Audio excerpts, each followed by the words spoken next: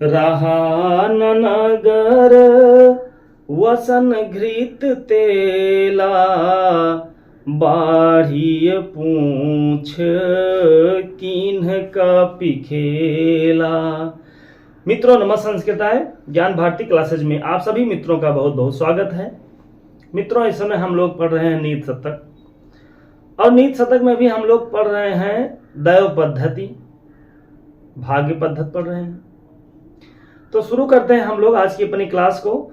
और इस श्लोक में अनुष्टुप छंद है,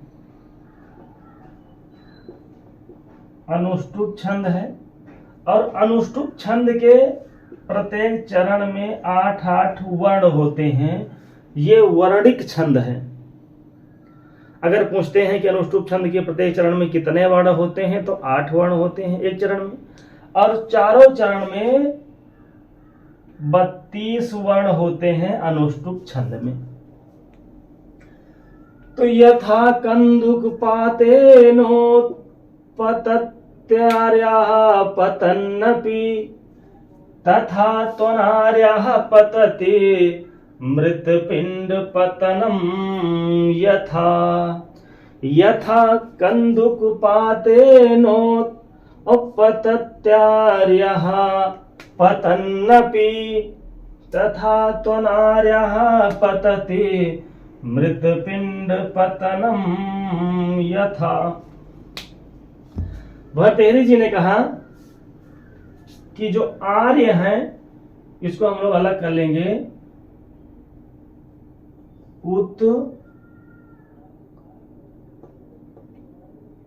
उत्पतति धन आर्य, आर्य हो जाएगा। जो आर्य लोग हैं, जो सज्जन लोग हैं, जो उत्तम लोग हैं, जो श्रेष्ठ लोग हैं ना, वो यथा मतलब जैसे कंदुक पातेन, जैसे कंदुक गिरता है, कंदुक मतलब गेंद, जैसे गेंद गिरता है और गेंद गिरने के बाद फिर उत्पतति, ये हो जाएगा उत्पतति। यथा कंदुक पातेन, जैसे कंदुक गिरता है, जैसे गेंद गिरता है और गेंद गिरने के बाद फिर उत्पतत, फिर उछल जाता है। गेंद को फेंकने पर या गेंद गिरने पर जमीन पर फिर उठ जाता है, फिर ऊपर उठता है, फिर गिरता है, फिर उठता है। वही भर्तृहरि जी समझा रहे हैं कि जो आर्य लोग हैं ना, जो श्रेष्ठ लोग हैं, जो सज्जन लोग हैं, जो उत्तम लोग होते हैं, वो कंदुक पातेन यथा उत्पतति, वो कंदुक, वो गेंद की तरह गिरते हैं और गिरने के बाद फिर उठ जाते हैं। पतन्नपि, गिरने के बाद भी, पतन्नपि कंदुक पातेन, कंदुक की तरह, गेंद की तरह, पतन अपि पतित होने पर, गिरने के बाद भी उत्पतत उठ जाते हैं। तो यथा कंदुक पातेनोत्पतति आर्याः पतन अपि, पतन अपि गिरने के बाद भी उत्पतति उठ जाते हैं, ऊपर उठते हैं। कौन? आर्य, जो आर्य लोग हैं, जो श्रेष्ठ लोग हैं, जो उत्तम लोग हैं। तो यथा कंदुक पातेनोत्पतत्यार्याः पतन्नपि, और तथा त्वनार्याः पतति मृतपिंड पतनम यथा। कि तू धन अनार्य, जो अनार्य होते हैं, जो दुर्जन लोग होते हैं, जो अधम लोग होते हैं, अधम कोट के जो लोग होते हैं, वो मृत पिंड पतनम यथा पतति। मृत पिंड, मृत मतलब मिट्टी और पिंड मतलब गोला या मिट्टी के ढेले की तरह वो गिरते हैं, और मिट्टी के ढेले की तरह गिरने के बाद फिर वो खत्म हो जाते हैं, वो उठते नहीं दोबारा। मृत पिंड पतनम यथा, कौन? अनार्य। मृत पिंड पतनम यथा पतति, मिट्टी के ढेले के समान वो गिरते हैं और गिरने के बाद फिर फूट जाते हैं, खत्म हो जाते हैं। कौन? अनार्य। तो मृत पिंड पतनम यथा, मृत पिंड पतनम यथा पतति, कौन? अनार्य। और आर्यः कैसे है? आर्यः तो पतन अपि, गिरने के बाद भी, कंदुक पातेन उत्पतति, कंदुक की तरह, गेंद की तरह गिरते हैं और गिरने के बाद फिर ऊपर उठ जाते हैं। लेकिन तथा त्वनार्यः, वहीं पर जो अनार्य हैं, जो दुर्जन है ना, जो अधम कोट के लोग होते हैं, दुष्ट लोग होते हैं, वो मृत पिंड पतनम यथा, तो फिर ना उठती, जैसे मिट्टी का ढेला गिरता है तो फिर उठता नहीं है, फूट जाता है, वहीं पर खत्म हो जाता है, उसी तरह होते हैं कौन? अनार्य जो होते हैं, जो दुर्जन लोग होते हैं।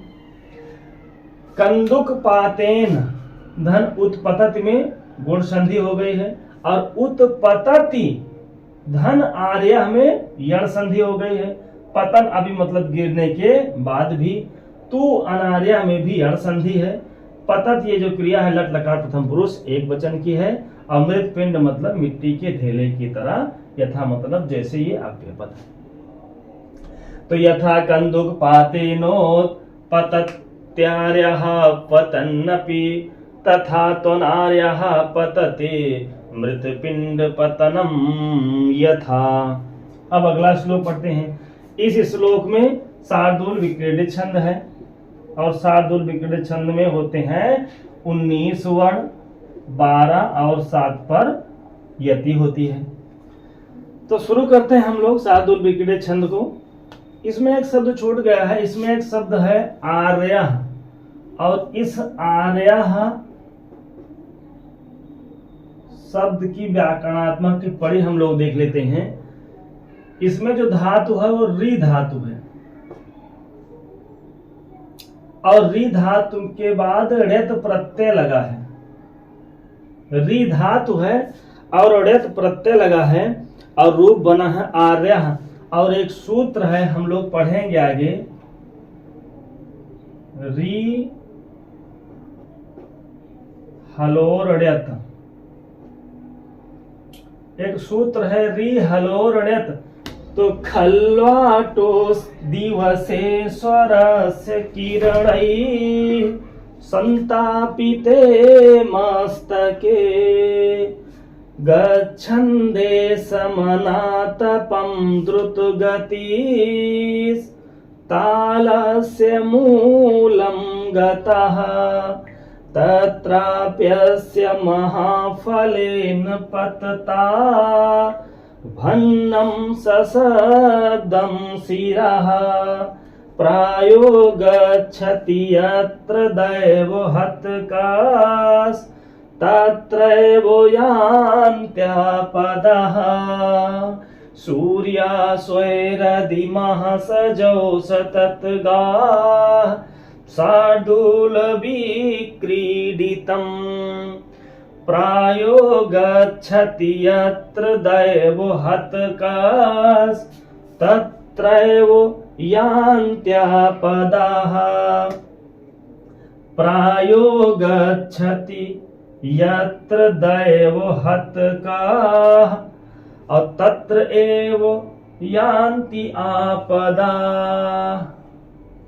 अलग करेंगे आपदा और यान्ति। आपदा यान्ति, विपत्ति आ पड़ती है, मुसीबत आ जाती है। किसके ऊपर? दैव हतका जो होते हैं, जो भाग्य के मारे होते हैं ना, जो भाग्य के मारे होते हैं, वो प्रायः यत्र गच्छति, जहां जाते हैं ना, तत्र एव, वहीं पर ही आपदा यान्ति, वहीं पर वो मुसीबत में फंस जाते हैं। भाग्य खराब है, अगर कोई भाग्य का मारा व्यक्ति है तो वो जहां जाएगा वहां उसको आफत घेर ही लेती है। तो प्रायो गच्छति यत्र दैवहतकास् तत्रैव यान्त्यपदा। अक्सर देखा जाता है कि दैवहतका, जो भाग्य का मारा होता है, जो अभागा व्यक्ति होता है ना, वो यत्र गच्छति, जहां पर जाता है, जिस जगह पर वो जाता है, तत्र एव, वहीं पर ही आपदा यान्ति, वहीं पर उसको मुसीबत आ जाती है। तो प्रायो गच्छति यत्र दैवो हतकास् तत्रैव यान्त्यपदः। प्रायो गच्छति यत्र दैवो हतकास् तत्रैव यान्त्यपदः। यत्र दैव हतकः गच्छति और तत्र एव आपदा यान्ति। जहां मुसीबत का मारा, भाग का मारा व्यक्ति जाता है वहीं पर उसको समस्या मिलती है। कौन सा भाग का मारा व्यक्ति है? हम लोग देखते हैं ऊपर, कोई खल्वाटो, कोई खल्वाटा होता है। खल्वाटा उसको कहते हैं जिसके सर पर बाल नहीं होता है, जो गंजा होता है। तो जिसके सर पर बाल नहीं होता उसके लिए एक संस्कृत में शब्द है खल्वाटा। गांव भाषा में अलग अलग कहा थी, कहूँ गंजा कहा थी, कहूँ टकला कहा थी। तो वही है कि जो खल्वाटा है ना, जो खल्वाटा है, जो गंजा व्यक्ति है, वो दिवस ईश्वर से किरणैः, वो दिवस के जो ईश्वर हैं, जो दिन के स्वामी हैं, जो दिनकर हैं अर्थात सूर्य भगवान, वो सूर्य की किरणैः, सूर्य के किरणों से संतापित था। बहुत धूप लग गई थी, कहाँ? उसके मस्तक पर। और अगर मूढ़े में बार ना हुए तो अगर थोड़ा बहुत धूप निकला था ना तो बहुत तेज घाम लगा था मूढ़े में। तो भारतेरी जी वही कहते हैं कि जो संतापी के मस्तके, उसका कारण क्या था? वो खल्वाटो था।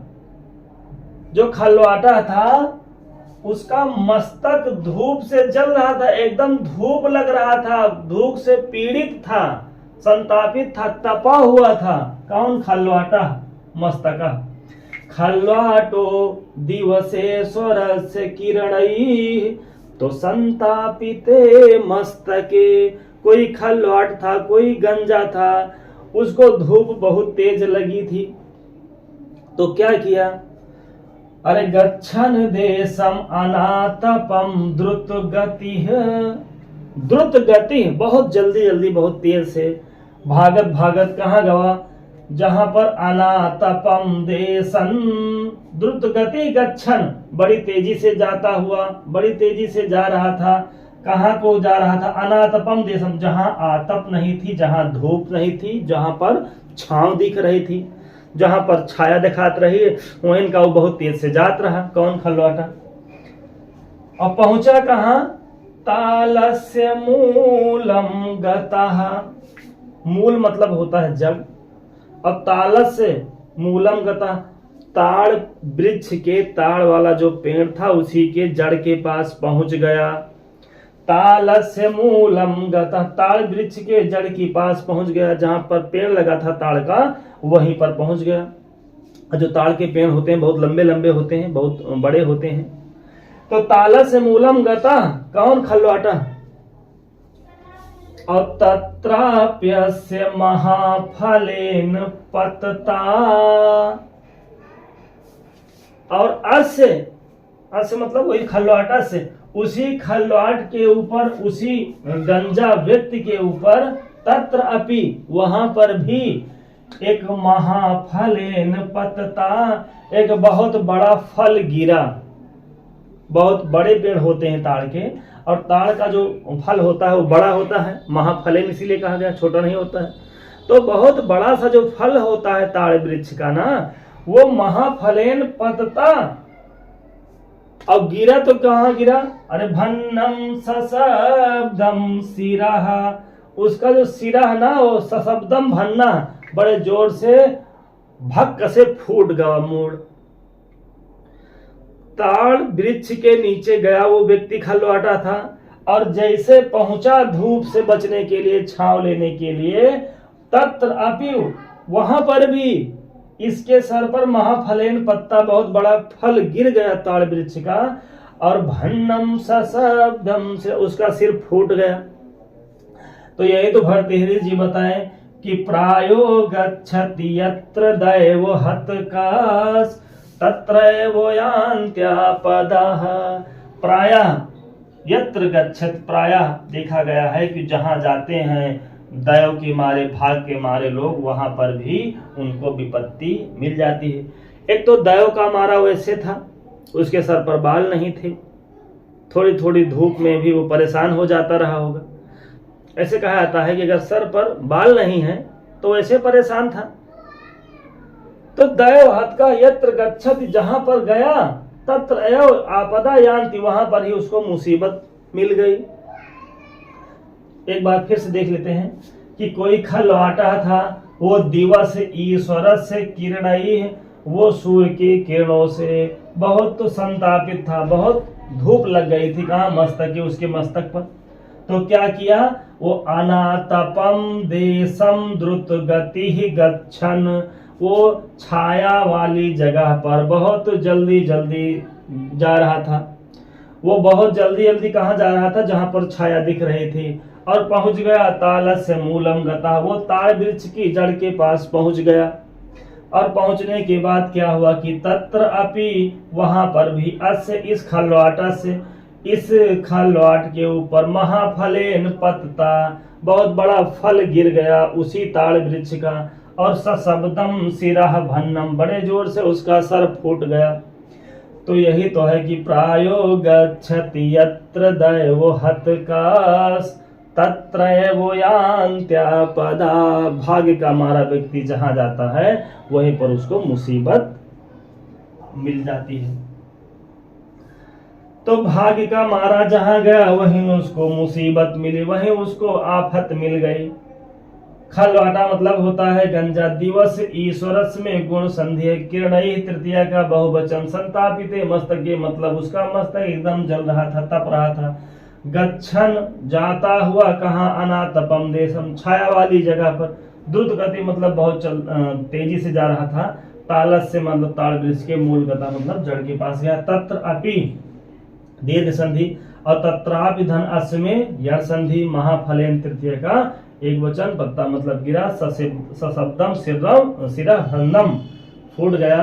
प्रायो गच्छत यत्र, यत्र मतलब जहां, अव्ययपद है। दैवहत का मतलब भाग का मारा। तत्र एव मतलब होता है वृद्धि संधि है इसमें।